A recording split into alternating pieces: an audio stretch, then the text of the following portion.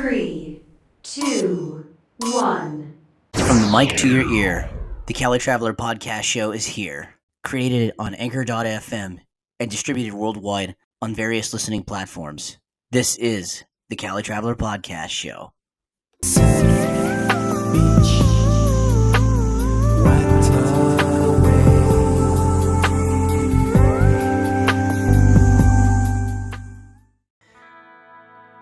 Welcome back to Season 3, Episode 5 of the Calitraveler Podcast Show. This semester has been the busiest semester I have ever had, and it feels like it's never ending, but sooner or later I will be at the finish line towards success and beyond. Now on to the show! This week's episode is about debunking the glitz and glamour of Hollywood, California. As you know, Hollywood is the movie capital of the world. Its well-known nickname amongst locals is Tinseltown, due to the shiny, bright, and unreal nature of Hollywood. Hollywood has brought the world some of the most unforgettable entertainment from film to television. It's the picturesque place where all your hopes and dreams come true to be an aspiring actor or actress or filmmaker and live life in the utmost glamour and happiness. Many people I have come across think Hollywood is the place to be. You think Hollywood sounds like heaven on earth, right? Think again. There's a side to Hollywood that many people have no idea about. Joining us to debunk the glitz and glamour of Hollywood is returning guest commentator and Hollywood resident and #1 Ace Ventura pet detective impressionist comedian Yerevich, aka the chef comic. It drives me so crazy to hear about how so many people want to move to Hollywood because they think it's what they see and they hear about in the movies, when in reality it's completely different. Joining us is comedian Yerevich, aka the chef comic. Thanks for having me. Yeah, I mean, you're right. We've been talking about this, people have of this city. Mainly, I just want to let people know. So I'm an honest guy. And even because I'm also, I'm a chef, but I'm also a salesman. And even when I'm selling something, I like to be upfront with people because I want to be like, hey, just FYI, if you buy this item, it's very cheaply made, so it might break. It's a heads up because I feel like if you're honest with people upfront or even down the line, they can't get mad at you. That's their decision. So I always try to be honest with people. If you're thinking about coming to LA, just come here for a day or two, walk Hollywood Boulevard, just see, maybe ask a couple of locals, what do you think? It's like the teaser trailer in a movie. You need to see what could happen first and then actually go and experience it. Leo has lived in Hollywood for many years. How long did you live in Hollywood and why did you move to Hollywood out of all places in Los Angeles? Originally, when I first came to the country, I came to Tarzana, mainly because that's where my best friend lived. And that was good friends with the owner of the building. And he's like, oh, and when you're new to the country, you can get all the help you can get. So renting an apartment or getting anything in any country, having an inside in is always nice. So because my best friend lived here, his dad is friends with my dad. So he's like, yeah, come on over. So they lived in Tarzana, so that's where we arrived. My dad got a job in Hollywood. So we moved from Hollywood because, if you got a better opportunity, you got to always be looking for better opportunities. Exactly. I had a job in Hollywood. It was like a maintenance job at an apartment building. And, we got a discount on rent. Tackled down the line. Rent is outrageously high in Hollywood, or just LA County in general. Not just in LA, but also in San Francisco as well, too. Like everywhere in California. Yeah, of course, when you get a job with a discount on rent, jump on that. That's a little secret surviving Hollywood. That's how we survived Hollywood for. We actually lived in Hollywood for, I would say, 3 maybe. That's a long time. Yeah, that's almost 17, 18 years. And what part of Hollywood did you reside in? Many people don't know, but there's different areas of Hollywood. Like you have Central Hollywood, North Hollywood, and if you love partying, even West Hollywood. Absolutely. I like to refer to West Hollywood as the cesspool of Hollywood because all the degenerates and all. What are some of the worst experiences you've had in Hollywood? Some of the worst experiences I've had in Hollywood is going to a Jack in the Box. Now, there's a Jack in the Box that the locals know it's not there anymore, but it was their flagship of Hollywood, like Jack in the Box's flagship location in Hollywood. It was located on Sunset Boulevard, across the street from a store called Amoeba. Dude, popular. I know exactly which Jack in the Box you were talking about. I have heard nightmare stories from that Jack in the Box. Let's hear them, man. Yeah, so that's Jack in the Box. It's always a dinner and a show, and not the kind of good show you would want to go to. So that's kind of Jack in the Box you go to, and let's say you go there just get a meal because you're like, oh, I'm passing by. Always somebody will come up to you and it's like, hey man, you want to buy some weed? Nah, man, I'm good. You want to sell some weed? Nah, man, I'm good. All right, how about some crack? I got some good crack right here. No, I'm good. I'm good. I just want to eat my burger in peace. All right. Do you want to sell some crack? I mean, come on, man. It's good crack. It sells itself. I'm sorry. I just want to eat my, my meal in peace.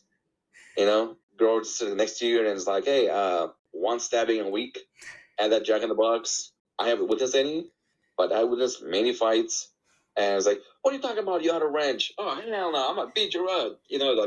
So they're very into it's always like a dinner show. Cops are always in called.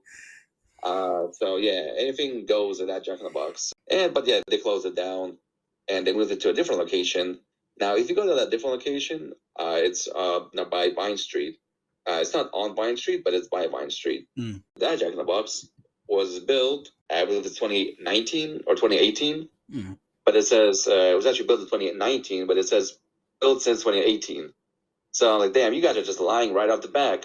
Just like, that downtown Hollywood, downtown LA. I was attending LA Comic Con. Great convention. Then I went to an after party. Then what I didn't realize, because I'm not a partier, I don't really go out. Ubers late at night, especially in LA, they surge and they surge hard. So a ride that might cost you $6 normally will cost you up to $80 going from downtown LA back to Hollywood. 10, maybe maximum 50-minute trip. Yeah, so just like a 10 maximum 50-minute trip. Normally costs you like $6 to $10 normally, but because it's after midnight, prices skyrocketed. So they go from like $10 to up to $80. I would rather want to take the bus. And downtown is a very tricky place. Even locals have a hard time navigating LA, downtown LA, because their buses, the routes, and streets are very complicated to navigate. So I would just walk around for an hour, just find the right bus. A guy comes up to me and he goes, hey man, can I get 50 cents? If that's what you get that, you walk up just out of the plane at LAX. It'll be some guy and he's like, hey man, you got some sort of change? That's the LA welcome. So I said, I'm sorry, sir. I don't have any. And he's like, oh, come on, man. Come on. All I need is 50 cents for a taco. I'm like, yeah, sorry, man. Come on now. Here, I'll beat somebody up for you. He said, the guy right here, he's bad down you. I'm going to beat them up for you. Is that worth 50 cents? I want to ask you this. Having that experience, other than the bad side of Hollywood, what are some good experiences that you've had in Hollywood? The best things about Hollywood is that some of the best experience I've had is because it's LA County is a huge county, but it's also a very well knit community. So you constantly run into people that like, hey, a friend at a grocery store. You run into celebrities like, hey, I just saw you in this movie, or hey, I just saw you in this show, And a lot of the celebrities I've met are, I try not to approach anybody because it's not something that celebrities want. They're on their own time. They want to be real human beings. So, I try not to approach anybody. Occasionally you maybe see a person you really like, and you're like, oh my God, let's say like George Clooney. You're like, oh my God, George Clooney. Or, oh my God, it's Michael Keegan. I love Michael Keegan, Everybody just mingles with it. And that's one of the perks of living in Hollywood is that it's close. You can walk everywhere. The bus system works okay. You can make it in New York, you can make it anywhere. You can make it in LA, you can make it anywhere. And that's definitely opportunities in LA. The open mic nights, there are plenty of open mic nights. So that's where you can meet some people, and that's make good friends. You do host a open mic night called Freedom of Speech on Thursdays, and it's on Zoom, correct? Yep. We have been doing it for like almost 10 years now at a local coffee shop in Hollywood. Now, fortunately, Zoom has shut it down. So the owner of the cafe wants to be safe. And I can't blame her. If I was an owner, I don't want a bunch of people. Yes, we do want customers. But you kind of, during COVID, you kind of want to be in and out kind of thing. You don't want a bunch of people lingering around. Big crowds, COVID don't really even mix well. The owner said that, she doesn't really want to do shows right now. So we've just been doing the show over Zoom now. It's every Thursday at 8 p.m. at FOS_Thursdays. That's the Instagram handle. Every Thursday at 8 p.m. Pacific time. And we actually welcome all talent. Because people assume, oh, you're a comedian. So you probably only do comedy. You only like comedians. No. All talent welcome. You want to do a poetry? Welcome. You want to write a song? You just want to listen. Come inside, If you're, let's say, from, I don't know, Japan, and you're like, oh, I want to get into songwriting. I have a song I want to perform. Yeah, come inside. It's a very welcoming room. And yeah, all talent welcome. We love and respect everybody. Unfortunately, because of COVID, we just been able to go over Zoom because when times are tough, we feel like people still need to express themselves, and people need to be cheered up. Honestly, for those of you that listen, really, I recommend you join an open mic night. I once did an open mic night many years ago, and honestly, it was a blast. What are some of the do's and don'ts of living in Hollywood? Because people see Hollywood as this glamorous place. They see it like, oh, Hollywood Walk of Fame. Oh, okay, cool. I might see a celebrity here and there. Great. I'm going to go do fine dining in Hollywood. I might go see Jimmy Kimmel Live, which you can at the El Capitan Theater. Yeah. Now, as a... Okay, like some do's and don'ts, the number one thing, in my personal opinion, not accept those DVDs or free gifts. Because you get those people that's like, oh, my guy, or my girl, or hey, man, you look amazing, girl. Here's a free gift. Oh, free gift. And then, people like free, so, oh, thank you. Then they're going to be like, oh, well, it's actually not free. It's actually a donation. So, it's not free because, that'll be actually like $20. And you're like, no, man, I thought it was free. No, it wasn't actually free. It's actually, $20. And, you already have it in your hand, so you have to give me $20. Oh, no, it's cool. No, you already have it in your hand, so, yeah, that'll be $20 or $10 or $5. Some people don't want to be confrontational. And they don't feel uncomfortable. So like, oh, yeah, sorry. Here's $5. Here's $10. Free is never actually free. Somebody hands you something in LA, don't accept it. Do not take photos with those people on Hollywood Boulevard. I was just about to point this out. Yeah, do not take pictures with those that are impersonating, like Jack Sparrow and different celebrities like Lucille Ball or like Elvis or something. Like, do not do that. They will charge you an arm and a leg just for a photo because... they can. Do not do that. I have seen tourists almost get beaten up because they refused to pay for taking a photo, which they thought was free. What I've actually seen multiple times is they go, hey, can I get a photo with you? And they go, yeah, sure. And they take a photo. Donation is the number one word in Hollywood. Oh, just give me a donation. A donation. And so you think, oh, donation is anything. Here's $1. But what they would do is, as you take $1, they would actually steal your wallet, like yank it out of your wallet, and just walk off. Or the police in LA are the worst. A cop would literally be standing there, and you go, sir, that clown just stole my wallet. And the cop would be like, yeah, well, that's your fault. Even if you get one of those people that you agree right away. Hi, sir, how much you would take a photo?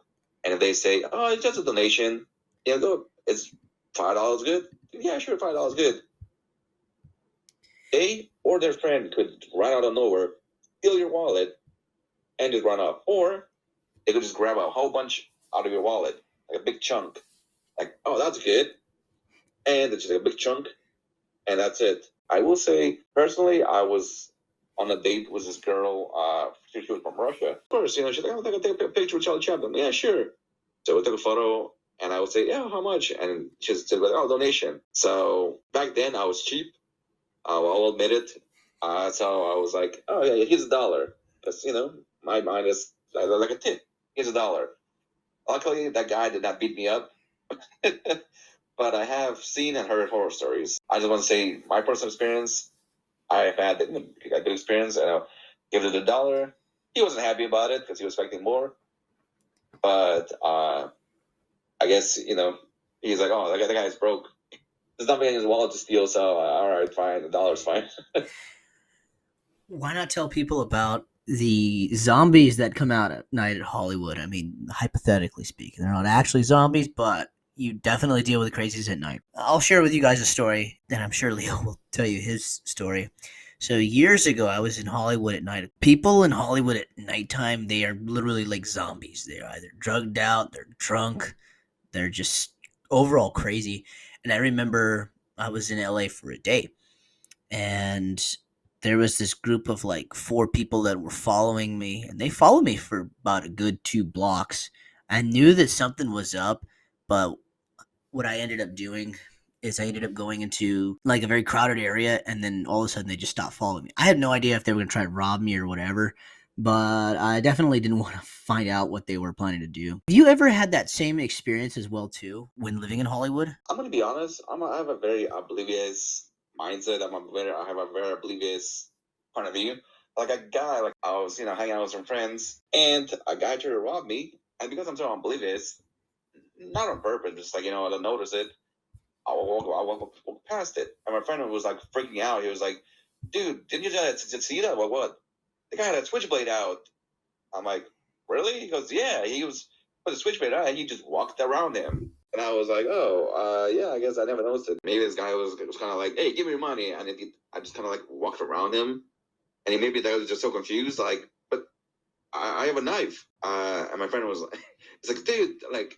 And I was like, "Yeah, oh, I guess I didn't see it." Are you still currently living in Hollywood to this day? No, I have not. I have personally moved out to Palm Springs. Because of COVID. One of the secrets of surviving and actually living in Hollywood and Los Angeles is if you have a job discount on your rent. That's like a secret to living in Hollywood, in my personal opinion. It's kind of like a life hack. Get a job that gets you a discount on the rent. Life hack for living in Hollywood, not really a life hack, but if you can find somebody that's been living in Hollywood for a really long time, and you can just take over dailies, because a lot of places in Hollywood do have rent control. And if you're not familiar with what rent control is, rent control means that the landlord cannot just jack up the rent just because they feel like it. They can only increase the rent by 3% every year. If you're looking to move into Hollywood, definitely keep on a lookout and make sure the apartment you're renting does have rent control. If apartment doesn't have rent control, like a lot of apartments do, you can move in and the rent is, let's say, I don't know, $1,500. And you're like, "Oh, that's amazing. $1,500? Damn, everything else I found was $2,000. It's amazing." Yeah. But the landlord can come by and is like, "Hey, you know what? Yeah, from now on, your rent is $3,000. But you can't do that." "Yeah, I can. I can just check out the rent any month that month. Your rent is now $500 more, $700 more. What are you going to do about it? You can't do anything about it." So that's where you have to make sure that the apartment you're about to rent does have rent control. And the life trick, the life hack, is to see if you can actually maybe have some friends or friends of a friend or somebody, maybe go on Craigslist. If you can actually move into an apartment that's been there for a while, because the rent control, you can have like maybe like a 2-bedroom apartment, which is normally 3,000, 3,500. You can find it for maybe 1,500, 1,700 if the person has been living there, let's say, for a decade or more. Those are some of the inside hoops, inside tricks. Yeah, I was gonna say, for that life trick alone, you should subscribe to this channel right away. That's worth your time, and like and subscribe. Well, thank you so much for the shout out. And for those of you that are wondering, where's Palm Springs at? Palm Springs is about an hour and a half east of Los Angeles. So back in the 40s, it used to be one of the hot spots for celebrities. So they would literally leave Hollywood and Los Angeles behind during the weekend, and usually would stay in Palm Springs. In fact, Frank Sinatra did that for the longest time. He actually lived in Palm Springs before he had relocated to Las Vegas for his residency, the Sands. I recommend going to Palm Springs. Just don't go in the summertime, because summertime the weather is absolutely insane. For those in the States, it's above 100 degrees Fahrenheit, and for those of you elsewhere in the world, it's over 40 degrees Celsius. Absolutely, and yeah, you're absolutely right. People do have places in Palm Springs, kind of like a guy that's vacation home, and they go to LA. Now, one of the reasons I moved out here, because the rent is cheaper, it's day and night cleaner. I feel like there's more job opportunity here because a lot of people here are I would say people come here at least vacation home, or they come here to retire, which means a lot of job openings, a lot more opportunities here. If you're looking for one, you can definitely find it here a lot easier than in LA. Because LA, it's a lot of people trying to do the same thing. Like I remember when I was trying to find a chef's job, they were trying to fill entry-level positions, must have 10 years of experience. I just graduated culinary school. Yep, sorry, you must have this many experience. You must be like an established chef. Well, if I was an established chef, why would I get a job as a prep cook? For Well, I real. don't know. Actually, when I was able to find a prep cook position at this fine dining restaurant, 2 months down the line, I'm sorry, Leo, we got an executive chef from USC. He actually applied for your position, and he's more qualified than you are, so we have to replace him with you. It's crazy. And I was like, wait a minute, you were the head chef at the USC. Why do you want to be a prep cook? And he's like, it's easier, better job opportunities over here, cleaner, cheaper, and number one thing that I really dislike about is that the homeless population, it really got out of control. You cannot go outside without stepping on a homeless person. There'll be one right outside your window. You're paying $2,000 for rent, and you have a bonfire outside your window. LA is reachable, so if anything, I can just drive there. True. So yeah, what you don't see in Hollywood movies, Hollywood TV shows, the glamour is the outrageous homeless population. So it's gotten to the point where the homeless people went from spare change, sir, to few dollars. And I always say, well, if I didn't have any spare change before, what makes you think I have a few dollars now? They get aggressive. So, and they don't care. The cops don't care. It's like, oh, so yeah, that's something that they don't see in the shows and movies. So I kind of want to unveil the veil and just spill the beans, so to speak, or tell the truth and tell how it is. Well, I want to say thank you so much for coming on to the show, and we appreciate you having here, Leo. Absolutely. If you like to laugh, you can follow me on Twitter and Instagram at the Chef Comic. So that's THE, so like the Chef Comic. And yep, thank you for having me, and always happy to be here.